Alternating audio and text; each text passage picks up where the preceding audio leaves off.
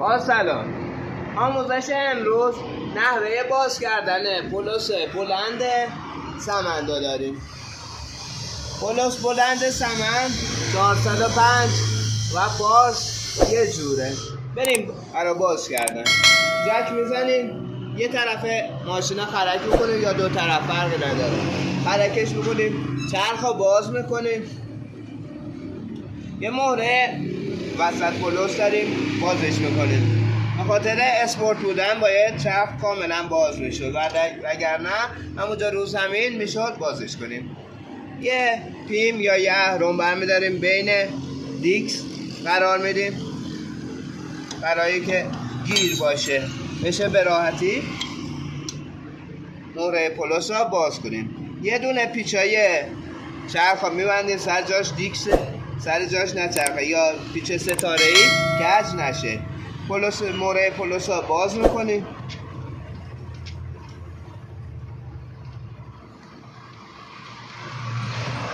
یه دونه پیچ مال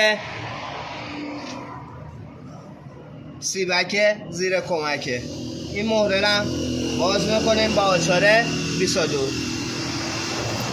یه دونه چفق فرمونم اینجا داریم که با رنگی 16-17 مهره‌شو باز میکنیم. با ضربه زدن چکش کنار سکه است چفقی آزادش میکنیم.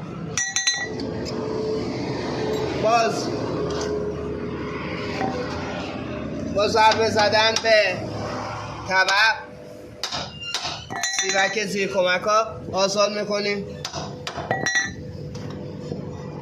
با استفاده از یه میل اهرم قوی برای اهرم کردن و طبقا بیرون میکشیم. اهرم میکنیم تا طبق از جا آزاد شه، بیرونش میکشیم.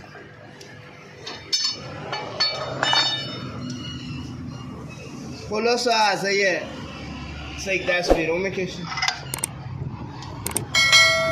به این سم قرارش میدیم. دو تا پیچ 11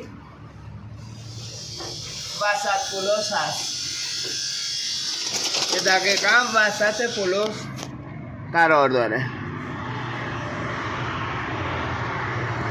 یه دونه این، یه دونه این با بوکس 11 دو تا پیچا باز کنه. یکی این هم هر دو پیچا باز میکنه. هر دو پیچا باز کردیم. با ضربه چکش میزنیم دو تا پیچ بره بیرون. یکم بچرخونیمش تا پشت پیچا آزاد باشه. یه حالت عصا مانندی داره، پشت پولس ها آزاد کنه. یکم که بچرخونی پولس آزاد میشه. با یک چکش یا یه میل اهرم میشه به راحتی پولس ها بیرون بکشید. از یه چکش من استفاده میکنم با قلم،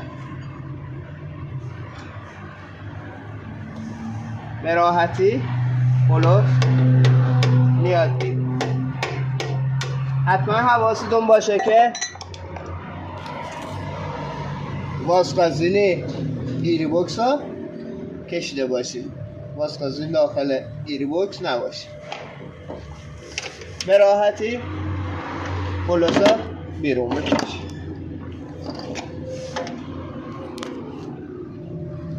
این هم از باز کردن پولس بلند پیشو. امیدوارم از این آموزش خوشتون اومده باشه.